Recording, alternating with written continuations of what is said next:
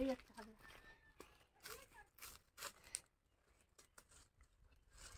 এই যে গাইস হাগড়া। চলো দিকে চলো, আরো আছে। এই আপু ওটা কেটে না, ওটা কেটে না, ওটা আগ্রা না আপু, হ্যাঁ আগ্রা না, ওটা অন্য আগ্রা বিশাখ। এই যে আপু এখানে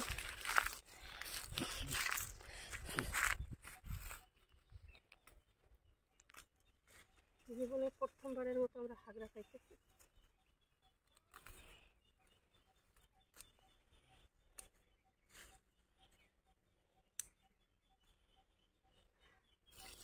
ওই হাগড়াগুলো দেখো, এদিক দাও আমার কাছে, তুমি কাটো আমি দেখাই। নিচেরটা কাটো। আহা না, আরো ওই যে হ্যাঁ আরো কাটো, ওগুলো সব কাটো, নিচেরটা কাটো, আরো নিচেরটা কাটো, হ্যাঁ কাটো।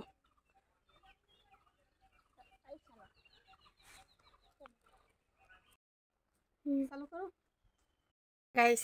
আর একটা জিনিস দেখেন, এখন ফুল দেখাইতে আসছি না, হাগড়া কাটতে যাব। তার আগে যে জিনিসটা এখান থেকে ওই যে উস্তে হয়েছে, দুইটা আসলে একটু উস্তে ভর্তা খেতে আমি বেশ পছন্দ করি। তো আগের দিনও কিন্তু কয়েকটা ভিডিওতে আমি আপনাদেরকে দেখাইছিলাম যে আমার এই গাছের থেকে, এইটুকু গাছের থেকে আমি কই দেখা যায় না কেমন আমার। এই দেখেন গাইস অলরেডি 3টা ছিঁড়ে ফেলছি, আমি ভিতরে নিয়ে যাও। তো দেখতে পাচ্ছেন আর আছে কিনা তাই খুঁজি। সুন্দর দেখছেন ফুল ফুটছে। এবার আল্লাহর রহমতে আমার কাছে কয়েকটা আমও হয়েছে। দেখেছি হাগড়া খায় মানুষ, এখন আমি আজকে নিয়ে চলে আসলাম হাগড়া। কিন্তু আগ্রা একটা গন্ধ আছে, তা কি আপনারা জানেন? জানি না খাইতে কিরম লাগবে।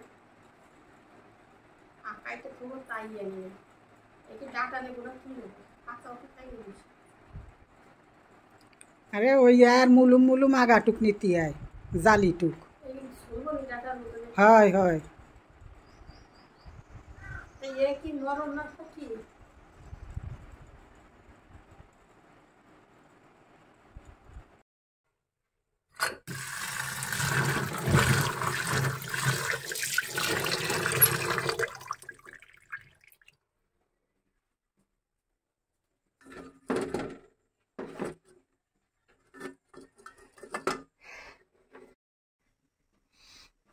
এটা না অন্যরকম একটা স্মেল। হ্যাঁ এই স্মেল আমি কখনোই আগে পরে দেখিনি। এই যে আজকে রান্না করব হাগড়া শাক, তো আমি তো হাগড়া শাক তোলা পর্যন্ত দেখালাম আপনাদেরকে। এখন এটা কাটা বাছা হয়ে গেছে। এখন আমি যে কাজটা করব, এখন আমি হচ্ছে চুলায় মানে তেল দিলাম, তো সেটা একটু মনে হয় গরম হয়ে গেছে বেশি মনে হচ্ছে। তো যাই হোক এই হাগড়া শাক, মানে হাগড়া শাক বললেও হবে না, হাগড়ার ডাঁটা বলতে হবে, কারণ শাকটা নাকি কেউ খায় না, মানে শুধু এটা ডাঁটাটা খায়। এখন চলেন দেখি ডাঁটা কেমনে রান্না করি। হ্যাঁ তো এই যে আমি একটু গরম করে নেব, তারপরে হচ্ছে এটার ভিতরে মাছগুলো দেব। প্রথমে আমি মাছটাকে ভেজে নিতে চাই। আচ্ছা মাছ আমি আগে কিছুটা পরিমাণ তেল দিলাম। আমি হইলো আজকে একটু নতুন রকমভাবে রান্না করতে চাই, সাধারণত যেভাবে হাগড়া সবাই রান্না করে একটু আলাদা। তো আমার তেলটা একটু গরম হোক।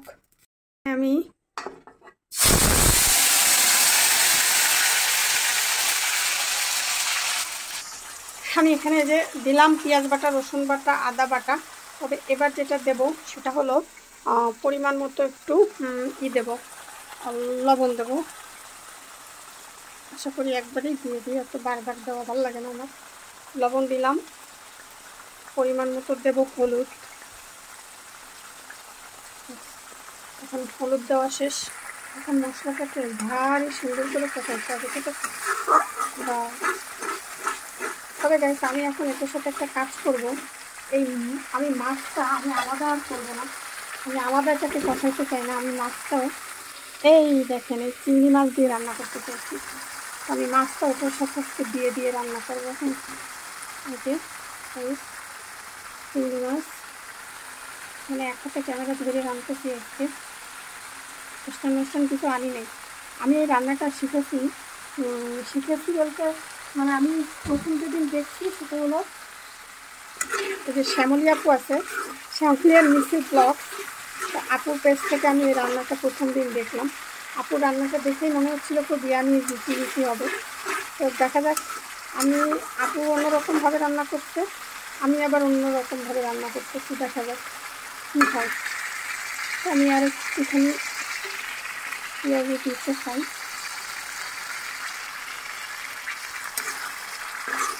দেখা যাক রান্নার কী অবস্থা হয়। চিংড়ি মাছের বিষয়টা হচ্ছে কী জানেন, আমার কাছে চিংড়ি মাছের সাথে মানে রান্নার এখন আর মনে হবে না যে এরপর আমি চিংড়ি মাছের পরে ডাটা মাটা কিছু একটা দেয়, আমার মনে হচ্ছে এটা দিয়েই ভাত খেয়ে ফেলি। দেখেন ও ভয়ে ওইখানে উঠে বসে রয়েছে। হ্যাঁ, ওর বিষয়টা হচ্ছে কি, ওরা একটা কুকুরে তাড়া করছে, এখন ও নামতেছে। কী খাবি, ওরা সবসময় গাছে গাছে থাকবে, এই গাছের তো নামবে, আর একটা গাছের থেকে নামবে, ওদের কী জিনিস দেখেন।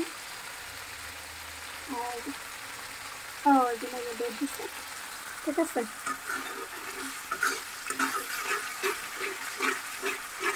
এটাকে ভালো করে একটু কষানো হোক, সেই পর্যন্ত আমরা অপেক্ষা করি।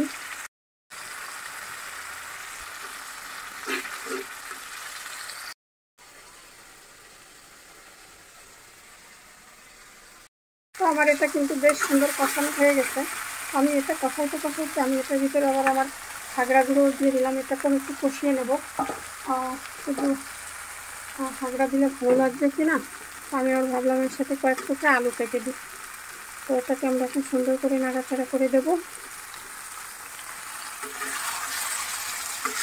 আমরা লবণ টবণ আগেই পরিমাণ মতো দিয়ে দিয়েছিলাম, আশা করি এটার সাথে আর কোনো কিছুই লাগবে না।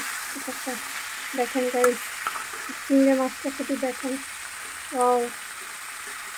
খেয়ে ফেলবো না কি বলেন তো। রান্না করতে আসলে আমার যেটা মনে হয়, হ্যাঁ খেয়ে ফেলবো না কি চিংড়ি মাছটা। আমার এটা বেশ সুন্দর কষানো হয়ে গেছে, আর আমি এবার একটু একবারে ঝোলের পানিটা দিয়ে দেবো, মানে এটা আমি খুব গামাখা রাখবো আর কি, পরিমাণ মতো আর কি দিয়ে দিলাম। ঝোল করবো না, জাস্ট একটু গামাখা রাখবো। তবে আমি এটার সাথে কয়েক টুকরো অবশ্য টমেটো দেবো। ধনে পাতা দেয় কিনা আমি জানি না, তবে আমার বাসায় ধনে পাতা আজকে নাই, যেহেতু নাই আমি এখন এটার সাথে কয়েক টুকরো টমেটো কেটে দেবো। আমি মরিচ দিতে ভুলে গিয়েছিলাম, তো মরিচটা দিয়ে দিলাম। মরিচটা আগে দেওয়া উচিত ছিল, কিন্তু আমি ভুলে গেছিলাম। তো আমি এবার কী করলাম, টমেটোগুলোকে উপর থেকে দিয়ে দিলাম তরকারির উপরে।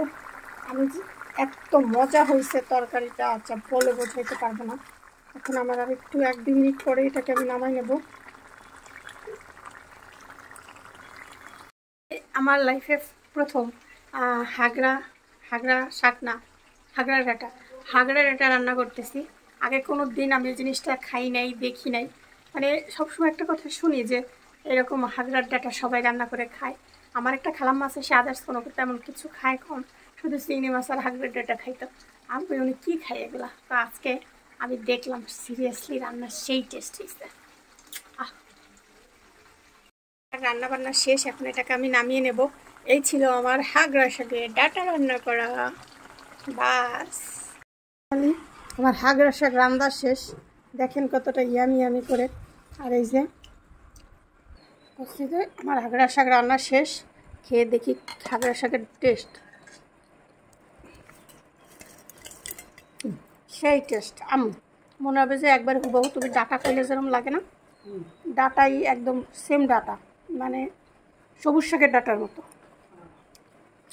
মানে এটা আলাদা কোনো ধরনের, এমনি কাঁচা হাগড়ায় যে একটা হালকা একটা স্মেল আসে, ভাল লাগে না আমার, কিন্তু এইটা বেশ টেস্টি।